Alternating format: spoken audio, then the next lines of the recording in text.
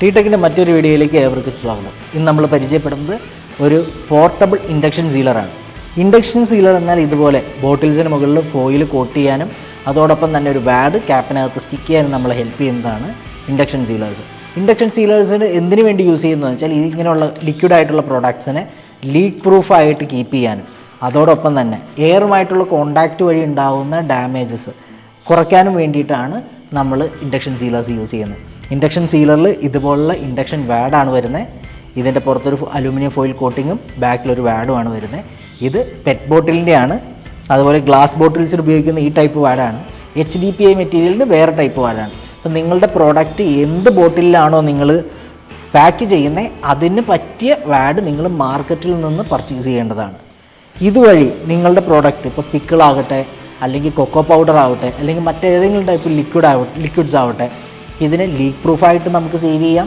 അതോടൊപ്പം തന്നെ ഇത് പൂക്കാനോ കട്ട പിടിക്കാനോ മുതലായ കാര്യങ്ങൾ എയറുമായിട്ട് കോണ്ടാക്റ്റ് ഇല്ലാതെ കീപ്പ് ചെയ്യാനും നമ്മൾ ഹെൽപ്പ് ചെയ്യും.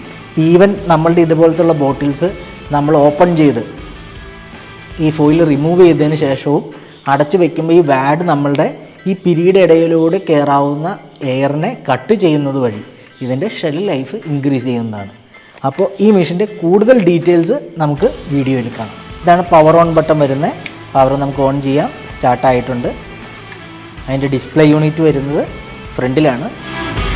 ഇതിനകത്ത് ഇവിടെ നമുക്ക് ഇതിന് വേണ്ട ടൈം ഇൻക്രീസ് ചെയ്യാനുള്ള ബട്ടണുണ്ട്. അതുപോലെ തന്നെ ടൈം ഡിക്രീസ് ചെയ്യാനുള്ള ബട്ടൺ ഈ കാണുന്നതാണ്.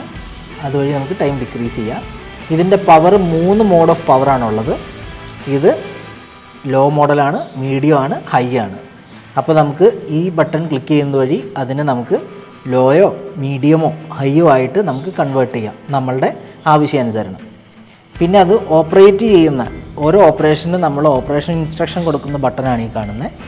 ഈ ജസ്റ്റ് ഇതൊന്ന് ക്ലിക്ക് ചെയ്താൽ അത് ഓണായി അത് നമ്മൾ കൊടുത്തിരിക്കുന്ന സമയം കഴിയുമ്പോൾ ഓഫായിക്കോളും. അപ്പോൾ നമുക്ക് ഈ പെറ്റ് ബോട്ടിൽസിൻ്റെ ക്യാപ്പിനകത്തിട്ട് പെറ്റ് ബോട്ടിലിന് സ്യൂട്ടബിൾ ആയിട്ടുള്ള ഇൻഡക്ഷൻ വാഡ് പ്ലേസ് ചെയ്യാം.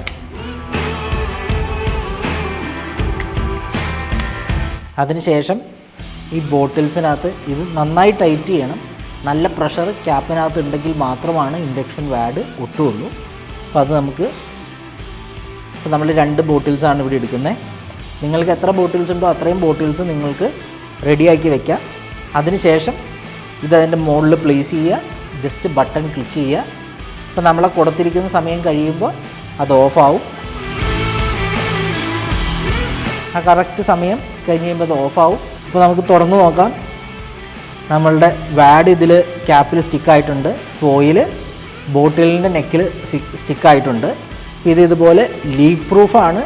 അതോടൊപ്പം തന്നെ ഈവൻ ഈ ഫോയിൽ പൊളിച്ച് കളഞ്ഞാലും നമ്മൾ ക്യാപ്പ് അടയ്ക്കുമ്പോൾ അത് എയർ ടൈറ്റായിട്ടിരുന്ന് ഇതിൻ്റെ ഷെൽ ലൈഫ് കൂടാൻ നമ്മളെ ഹെൽപ്പ് ചെയ്യും. മറ്റേ ബോട്ടിൽ നമുക്ക് തുറന്ന് നോക്കാം.